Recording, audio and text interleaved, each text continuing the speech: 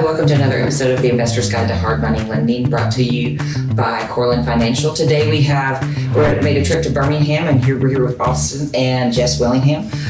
There's some investors here in the Birmingham area, some wholesalers collecting investment properties of their own. So, we've been in Birmingham for about a year now, so I kind of get a different perspective there. So, tell me, how did y'all get started? What is your investor profile? What do you do? Yeah, so we started here with a different company about 2 years ago that kind of helped us build the base of what we do. But ultimately, we've kind of now shifted our model a little bit more than what people probably previously know us as, which would be wholesalers. And we do a lot of wholesaling still to this day. But we're buying a lot of the properties now, holding them. Typically, we're not really as much in the fix and flip right now because of how the market is, but we're buying a lot of properties. A lot of people know me for what I do with Birmingham in terms of buying rental properties. So lots of wholesaling, but also lots of buying too. You kind of gather a lot of capital when you're wholesaling these properties. So mainly buying, value add, 3-1 and up, and a fourth bedroom, a second bathroom, and just shooting for like a 40% equity over the all-in price and 1.2% rent above that, and we'll buy it. So okay, and you bring up burring. You and I know exactly. We all know what we're talking about there. Right. For a first-time person, what does that mean? So that's going to be buy, renovate, rent, refinance, repeat. So you're just basically using the same money to wash it and buy another house with it, and obviously grow that money you're pulling out of the equity tax-free, so that the goal is obviously you put $10K into a deal hypothetically, and you're able to pull out $15K out of that. 75%, 80% loan to value ratio, depending on what you've got going on, and you pull the equity out tax-free, and hopefully you get a little more money than what you put in for it to be successful, and shoot for at least 1.3% return, so that you're cash flowing $300 to $500 a month after all those expenses come out, and stack them. The name of the game is volume there. Yeah. You're not getting rich off of $300 a month. Right. Multiply that times 20, 10, 30, then it starts to add up. Right. Now, you talk about this pulling it out tax-free. I don't know if you've seen a lot of it. I know what I had to do my continuing education to renew my Mississippi license. A lot of talks in there about appraisal fraud, things like that. But what are y'all seeing on appraisal? And we're going to do another episode on that with an attorney. But what are y'all seeing with appraisals right now in that strategy? We actually did run into a situation where we had to get a new appraiser because he was. I don't want to reveal too much of the information, but we had an appraiser that got popped for not actually physically going to the houses. He was doing it off of pictures, and you can quote unquote say that an appraiser was in bed with lender, and they had to redo it with a different appraiser. We still got it was actually on the loan I had with CoreLend, and we still ended up getting good value out of the home. I think it was like $4K lower than what it initially was, so we still did really good on the property, and it's doing great today. But that's funny, that was actually a loan I had with CoreLend that I did on the hard money side. So that you saw, and I think they're just starting to crack down a little bit more to see where it's not necessarily trying to come after as the perceived little guys. I think it's sort of these ones that have these multi-million-dollar properties, and they try to pull out that money, where they're tax-free. And we're even seeing it though on the smaller scale. We see a little bit, so we've definitely ran into it a tiny bit there on that last refi we did. So we're doing this. So how long would you say? You've heard a lot of people they're used to dealing with hard money, and hard money works very quickly. You close in a couple weeks. Yes. What are you seeing when it goes to refinance these DSC loans? What are you seeing when it comes to turnaround time for getting it out of that hard money loan? I guess it depends on who you're using.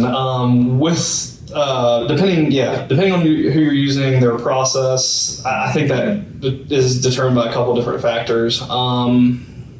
At least 30 days, after everything's ready for them to, underwrite the loan and do everything, you're at least looking at 30 days. So after you've done your renovation, if you got tenant in there, you submitted everything to them. They try to tell me, 75% we can do 3 weeks, but it still ended up taking 5 weeks. And then they said at 80% it's 4 to 6 weeks. But even the 75% product they gave me, it was still more like 5 weeks. And I think I was flat at 7% then on the interest rate. So, which is nice to see those interest rates coming down a little bit from a couple of years ago, the height when it was out of one of our properties, it was a 9% interest rate and had good credit. But it's like you're starting to see that come down where you can even cash flow even better on these properties. Even since that closing I'm referring to, it's come down to in the 5s, correct? Or you guys tell me? I think I've been hearing that it's coming. Yeah, it's coming down steadily, which is only going to increase like the amount of people that are going to come into these markets and start doing what we're all doing here.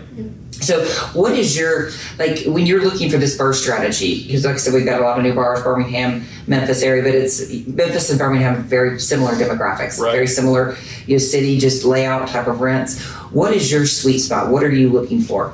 Oh, I love this question. Yeah. 100K all in typically. Obviously, if it trickles over a little bit, that's fine. And then you can get up to 110 all in the better areas that are going to be on the east side of Birmingham, like Center Point, Eastlake, Huffman, 352, 35, Pinson, all of those areas right there. You can go up to about really maybe even a little over 110 all in, purchase and rehab, because you're always going to hit at least like 180 plus on your appraisal if you're not doing like super cheap slumlord renovations on the properties and you're adding to the property. You're not just keeping it the same way it is when you bought it. So values are high there. So what we're are the looking. rents? I would say 1,400 plus. So right now in Center Point for a 4.2, we're seeing about 1,600. In Eastlake, probably 1,400 to 1,500, and that's all regular non-Section 8 tenants too. So we don't really have any trouble. We ran into some hiccups recently, but we don't really have any trouble getting any of the houses rented out on the west side or the east side at 1,300 plus right now that are 3.2s and up. So we manage a lot of properties for other clients that buy with us. So we see, like, we're in it every single day, seeing what the houses are renting for and what they're not renting for. Yeah, and you bring that up because you said unless you're not doing slumlord finishes, what type of finishes are you doing to get those rents? Oh yeah, I mean, we're not doing like Formica countertops in our renovations personally, and a lot of my investors, I see their scope of work and they submit them to like CoreLend, So they're not doing Formica countertops, they're not doing like stick down flooring in the kitchen or anything like that. And a lot of these guys too. They're all value add as well. It's a model that they're following. So they're adding to the house. They're either adding a 4th bedroom or a 2nd bathroom, or they're adding to it in some way. And they're actually, I've seen it more now. A lot of them are they want to make sure the floor plan works well too. So they don't want to just drop a bathroom just anywhere in the house. Like, hey, we got 2. Right. It's back there behind that coat closet over there. Exactly. Right. So they want it to kind of flow better, and I think just naturally you're going to get a better appraisal with that. I think the goal with BRRRRing obviously is going to be some kind of cash flow, but I think what the majority of, from my experience dealing with the investors and for myself, the most important thing is that value, is the appraisal. You don't want to be coming back to the closing table and putting more money into the deal from our experience. So if you're able to get that 95% of the time, everybody's happy walking away from the table. Yes, So. and you said you don't put laminate in, you don't put just stick down floors. What do you put in? Oh, so we're going with granite. Even in I know some locals have stigmatized certain areas in Birmingham, but we're on the west side in Inslee, and I'm putting granite in my properties. So But granite, it's not that expensive. I mean, you can go get some new Venetian gold or whatever, put it down there. It hides dirt, and then it's indestructible. Where that tenant is not putting their hot pan down on some Formica that you've got to replace the next time. Yeah. right, and it looks good, and I think it helps get that higher rent, and then obviously it helps get that higher value too. So we're doing that. We're actually, I think in one recent, obviously we're not doing it on every single one, but we try to replace those old cabinets too. We're not just sanding them down and repainting them. So we're putting new cabinets in there, obviously. Tile in the bathroom. Tile in the bathrooms. Some people probably consider it almost flip grade finishes in terms of the type of tile we're using. We're going with, decent little light fixtures and whatnot. And, new appliances, obviously.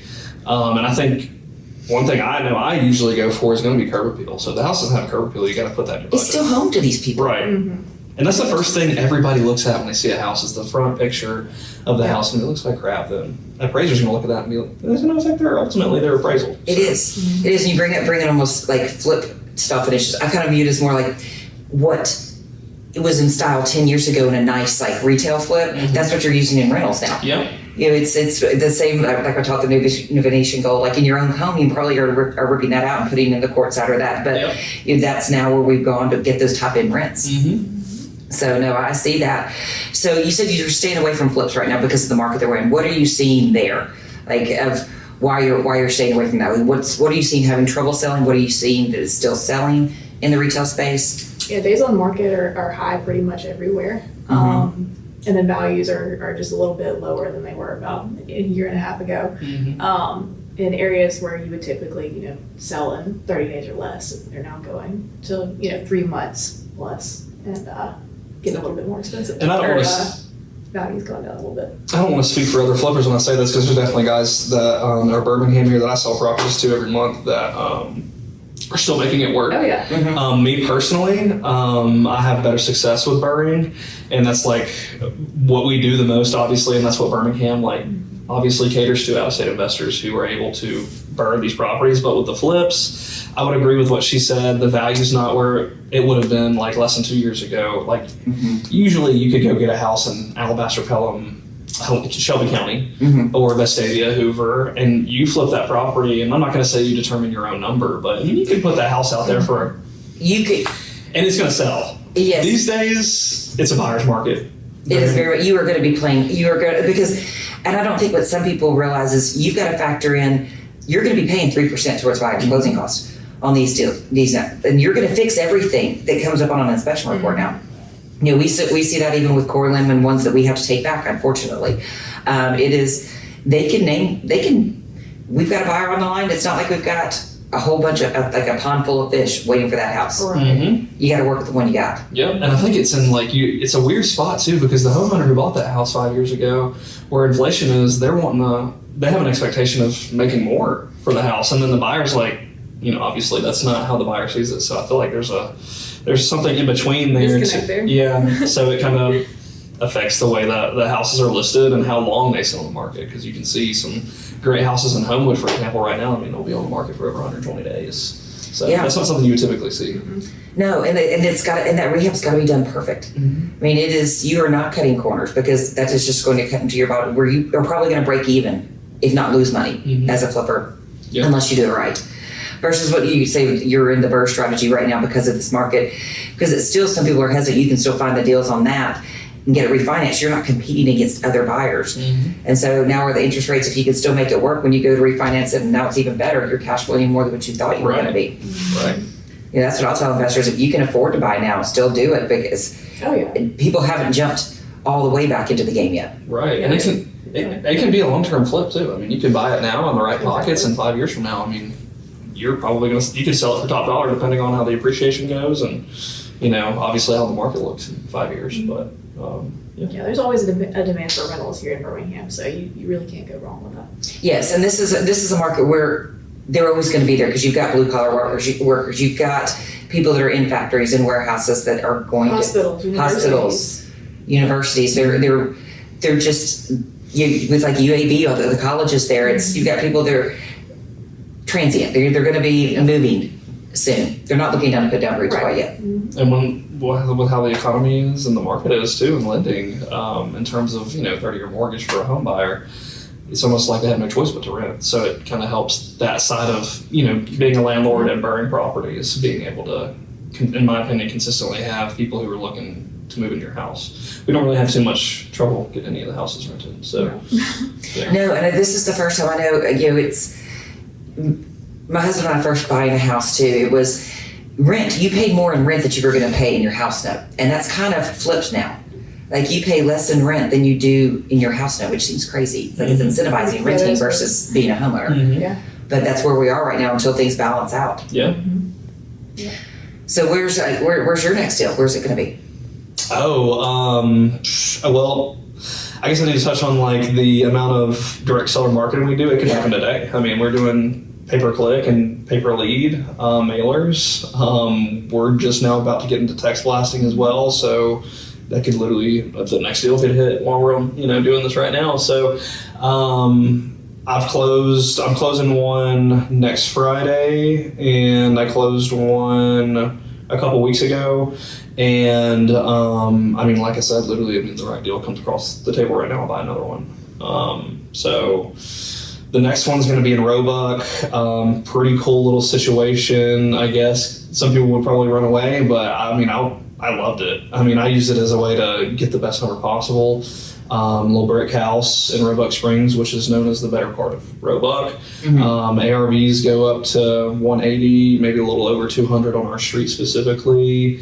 As I mentioned, it's all brick, 3-bed, 2-bath as is with a den. But I'm buying it sight unseen, inside completely. So it's kind of scary, but it's a 3-2 all brick, and like those are what I look for too as investors. Like you got that second bathroom, you're going to keep a tenant longer. You got the brick, it's going to be less maintenance upkeep on that. Oh yeah, and it's 1,700 square feet, so we're going to add to it. We're going to squeeze in a 4th bedroom probably to this property, even though we have not seen the inside at all, like zero, not a single picture, nothing. So the only thing I've been able to do is see the exterior of the house, and with how manicured the tenant has had the lawn and how the outside looks, I'm pretty happy with. I mean, I'm getting it for $50,000. Oh yeah, and as long as we don't have a burnout on the inside, we're pretty good. Right. We do know it needs a new HVAC, and the tenant's been there for 10 years, and she's under eviction. So I'm inheriting with the tenant under eviction. Not many of y'all know my past, but I was a property manager for 5 years before I started doing what I do now, and I evicted quite a few people in my day. So.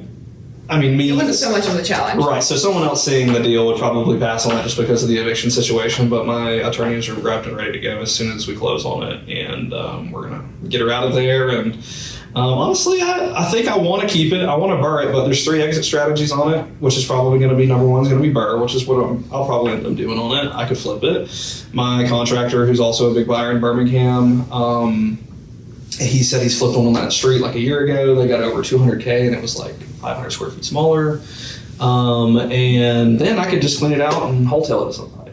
I mean, I've got plenty of people that I can make one phone call and, sell it and make money on it. So. And that's so important for these investors to know that it is always smarter to have more than one exit strategy. Oh, yes. Because you pick the one, what if that doesn't work out? What if you can't get a refinance? What if you didn't realize your credit score had taken a hit right there? You want those multiple exit strategies so that you're not stuck holding the bag. Oh yeah, we find a way to make the best of all of the leads that we can. Obviously, you can't always, but we've got so many different exit strategies on a lot of these leads that we try to leave those cards on the table if we have to. Yeah, so we knew that one was going to be a good one though. He's been working that lead since it's direct to seller lead. He's been working it since December. Yeah, since before Christmas. Yeah. That's a long one. She's a local as well, so. And that's probably one that for a first time person, probably not the one they need to do with it being the tenant and they get eviction and all of that, where say if they get a hard money loan and it takes them 3 months to get the tenant out, then that's right. They've only got 3 months left on the loan, and are they going to get it done before the interest rate doubles at that point? Yeah, I mean, my contractor just kind of have to be a team, and we're like, all right, man, you got a $50,000 budget. Let's see what you can put together. Now, for these first strategies, for the ones you do, how long do you say it? Like from start to finish, you close on the property to where you get a refinance. How long do you say that time frame is? That'll depend on rehab, but with our rehab we shoot for, which is about 20 to 50K. This deal specifically, probably from buying it to getting this tenant out, renovating it, putting a tenant in there, and refinancing it. I mean, that's probably going to be about the full, 4 or 5 months on that one. But you are experienced. Oh, right. Your experience is going to take it. And we have a really good contractor. And that's me putting 3 months to the side just specifically for the legal process. If she makes us go all the way to set her out on the street. So that'll be about a 3-month process if she takes it all the way to the end. So obviously she doesn't take it to the end. That's going to cut our time way down. But we're doing so well on the property that I'm more than fine taking the hit, but on like an average deal per se, like the one that I bought last with CoreLend, I think that it took the